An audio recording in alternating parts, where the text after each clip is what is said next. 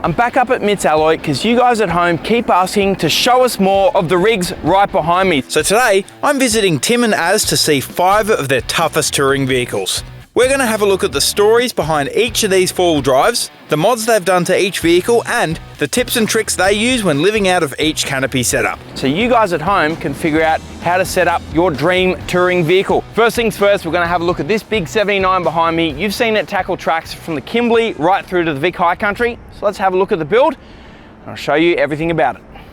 Timbo. Jockey boy. Mate. Good to see me. Yeah, you too. Take us through the big 79. Every Mate, time. I rattled you a bit Yeah, with he that. always rattles me every time with that.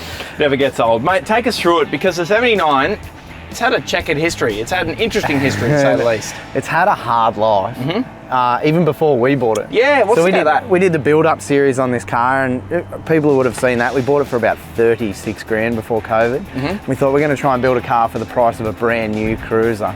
Interesting challenge. Did you do it?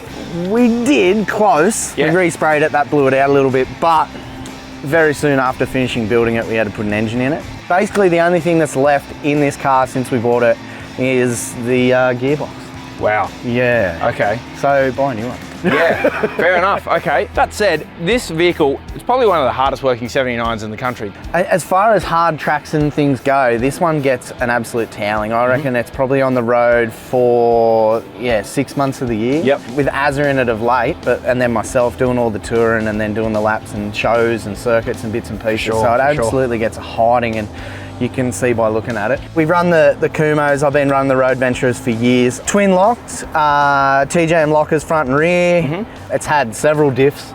Yep. Yep. Driveline is pretty much been New. replaced. Yeah. New. So We've it's very changed the nice. diffs together in Cape York. Yes, I remember there doing you that. go. Mate, 8 cylinders of tickled Toyota Fury under here. Looks pretty standard as far as things go. Yeah, really. We've got about 750 torque in it. Newton-meters? Yeah. Yeah. And I'm pretty certain it's around 200, 250 in HP. So it's Okay, got yeah. plenty for a big car. Yeah. Well, mate, being a V8 Cruiser, I'm sure the interior is immaculate and beautiful and... yes. Welcome. It looks pretty similar to my 30-year-old LM106, mate. I wouldn't say it's much dissimilar to be honest. She's pretty rough and ready. The door panels are held in with some tech screws. Yep. Really, when you're in it though, you're having the time of your life, so it doesn't really matter. And you can get in, be filthy dirty like in a bog hole, and just get straight in and Way you I go. don't care. Honestly, I gurney this thing out. Yep. Well, mate, you've toured in it all over the country, so let's have a look at the setup that's actually made that possible. Because the interior is pretty basic, but the living side isn't. Cool. The layout. You spent plenty of time in here, mate. Yeah, I have. The main thing you got to remember with this truck is it's our R&D car. So this tray, this canopy is the original Evo 2 R&D tray and canopy, and we're continually testing it. We've proven the lifespan and durability because not a lot of our customers treat them as poorly as we do. So Yep. yeah, just making them more user-friendly. So all the drawers now, they've all got these lovely dividers. They're all carpeted so you can actually sort and organise yourself a little bit better. Been running the upright fridges on this side for a long time now. Really, really like how they work.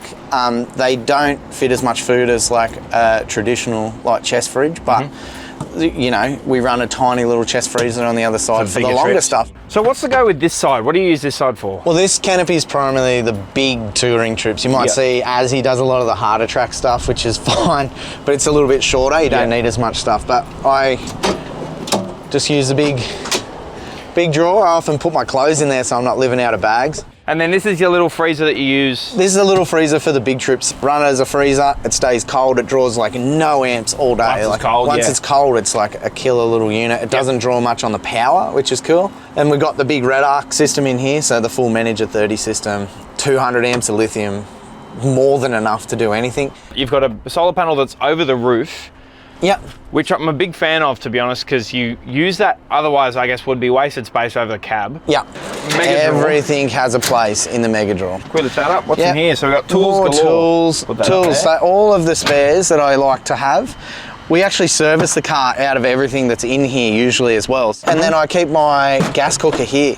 This package here is the same size canopy as a full-size dual cab one, and we went with the single cab over a dual cab because I don't need the second row of seats. It would be nice to put my seat back occasionally when you're just sitting waiting, but other than that, it was just all weight distribution and keeping it light. The MIT 79 has one heck of a setup, but I think it's time we look at some of the dual cab utes. I've got Az here and he's going to walk me through his kitted out Ranger.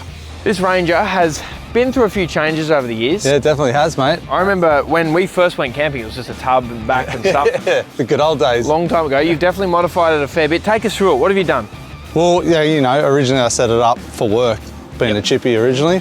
So I had the tub on there and I had a trailer and everything. So I set it up mainly for towing originally. Towing a tool trailer. Yeah, towing a dual axle trailer for work, you know. But now I guess it's more of a weekend warrior. Yeah, the tough stuff. Yep. Suspension, I'm running around 2.5 inch lift in the front with some Tough Dog upper control arms in there, you know, all the good stuff. And then underneath down the back, I've gone all out in the rear. Yeah, coil conversion. Something very different. You don't see all that often. No, definitely not. And it's a 5-link rear by the looks of it. Yeah, it just flexes through everything. Used to lift a lot of wheels, but now it's the rear's making up for it. The rear makes up for it. It does it really well. 35s? 35s, twin locked Yep. as well. So it goes pretty hard. yeah, auto twin lock, you got that control. Yeah. It's beautiful. It's my favourite version of our train canopy. Yeah, because you still got usable tray space. Yeah, you got usable tray space, you got the meter, it keeps all the weight forward. Yep. And how I like to camp, pretty simple. Yeah. I don't need much stuff. Standard as the others, 30-litre water tank. Anything underneath? No, just your under tray toolboxes and drawer. You know, internally, I've got it pretty basic. I've got the upright fridge, a drawer, and then the Red Arc Ultimate system. Have you found, living out of a shorter canopy, because I know you had a bigger canopy on this before. Yep. Have you found that you've had to sacrifice a lot of livability having a shorter canopy on the vehicle? Not really. The way I did have it set up originally, because it was a shorter canopy, like a 1400 canopy, Yep. all my stuff fits into one of these drawers anyway that I've got on the driver's side there. So nothing's really changed. It's just shorter. Yep. Yeah. And I for get sure. a bit of tray space. Yeah, way more usable. Yeah. Any future plans for it? No, pretty much done. Yeah. To be honest with you. That's Must be nice. Must be nice. Yeah. For the moment, Yeah. until, you know, I just break something and then now you got to upgrade it. Well, mate, speaking of stepping into new vehicles, the big BT. Yeah, mate. The Red Rocket. Yeah. What have you done differently to this four-wheel drive compared to others? Anything or? Oh, I'll show you. We've got the dog box version. Yeah, okay. So Let's if have a look you at want to that. have a look at that canopy. Yeah, yep. So this is the same length tray that's on Graham's D-Max train canopy. It is train canopy, 1500 canopy, 1765 tray. We've got a divider there. Obviously, see, this one's a lot different. Yeah. So yeah, we've got our removable and movable divider. So it just bolts into the wall here. So you can take that out, split dogs, Yeah. take it out, you know, obviously throw all your gear Bits in and there. pieces, yeah. So it's fully sealed off from the passenger side. We've got weeper holes, and then Yeah. you got your vent and your cover plate as well. So if you do have your dogs in there, you can let some air into it. And with this setup, do you lose much livability on the other side? Can we have a look? Like just where Yeah, that let's go wall is check in the it middle? out. Yeah. Plenty of storage in here, mate. Yeah, You know, okay. We've got the ES220 drop slide, 75 litre dual zone, Mm-hmm. and then the single drawer and table, so you can throw all your food and cooking gear in there. Yep. So still very livable. Yeah, for sure. Next up, Timmy's over there. I'm going to ask him some questions about the Ram. Oh, he's the and one to talk to. His pride and joy new Ford Ranger, mate. Oh, have fun. Thanks. The big Ram 1500 Yeah, the Ram Dog. long dog. It is a big boy. I suppose there's been a big, I guess, uptake of American trucks in Australia. It is crazy over the last 2 or 3 years Yeah. how much they've exploded. This is quite a long dog tray on the back too. Yeah, so you got a 6'4" in American speak. Yep. It's slightly longer than a normal dual cab. It's definitely wider. Yeah. Got the little short meter box on it with some space on the back so I can throw pushies and peewees and all sorts of bits and pieces to get around. A lot of people are thinking maybe they want to upgrade from the smaller dual cabs that we get here to a big American truck if they want to tow or whatnot. Yeah, yeah. Do you rate it? Yes and no. I love this car because it's spacious inside. I've got 3 kids so I can put the seats in. I don't have to squish up to get baby seats in the back, all the rest of it. You couldn't turn around to smack them if they were being naughty. So it's unreal internally. It's lovely. It's got a big engine. It just does Ks really easy. But I personally don't believe the smaller versions of the US trucks are developed for Australian conditions. They're What do you mean by that? waiting on parts, you know, like I bumped the bull bar and it broke the headlight mount, so it was 6 months to get a new set of headlights. Yeah, okay. That sort of stuff. Just the things that you would be able to do with a Ford or a Toyota, and just go down, anyone's going to have the parts to get it sorted. It's just such a longer process to get sorted out. Let's have a look at the setup. Turned it the wrong way. Turn it the wrong way. Mate, I've gone really simple on this one. We've got a decent sized battery system and then just one upright fridge.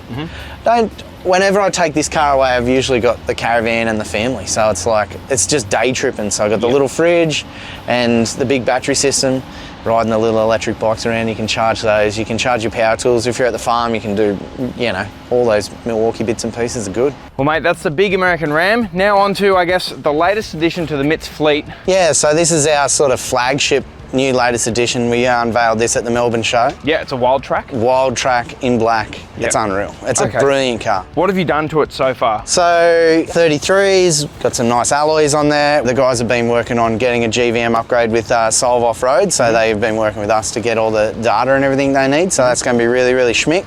Snorkel, bit of bar work, got some beautiful lights. It's actually kitted out a hell of a lot, this car. Big question is, being a Wild Track, it's got all the sensors and things on it too. Absolutely. How have you gone about getting them paired in with, because I know some people with putting trays and canopies on, with sensors, there can be a lot going on there. Have you managed to solve that? Yeah, absolutely. So we've basically refitted all the factory functionality with all the sensors in the back end. So you've got all your parking assists, you've got all your blind spot monitoring, everything else is in there. The cameras are all refitted in like purpose-built housings. It's not an afterthought, it's like what we specialise in doing. Take me through the setup in the back, mate, because this is the flagship vehicle. Yeah. So we've got our 1500 canopy on a 1765 tray.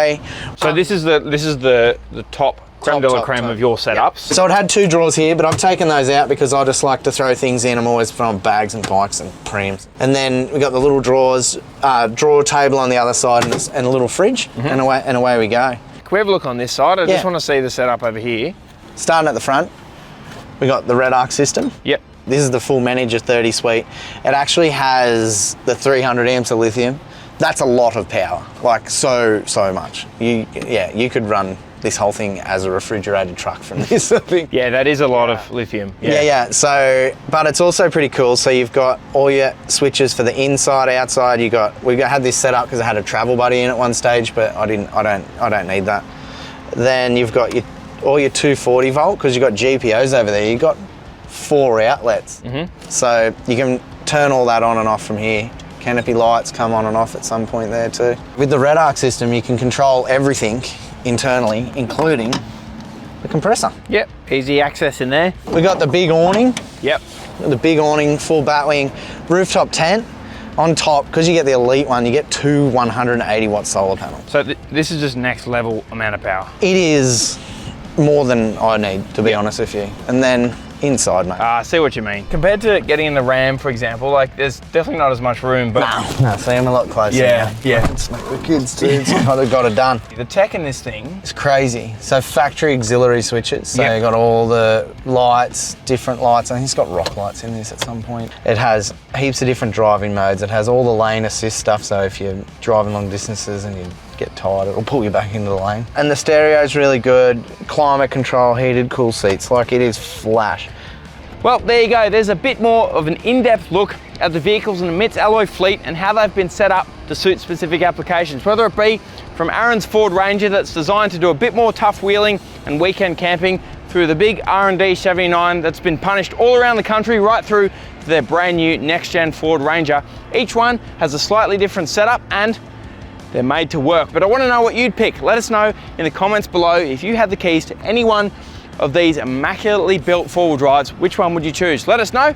Apart from that, thanks for watching, and I'll catch you next time.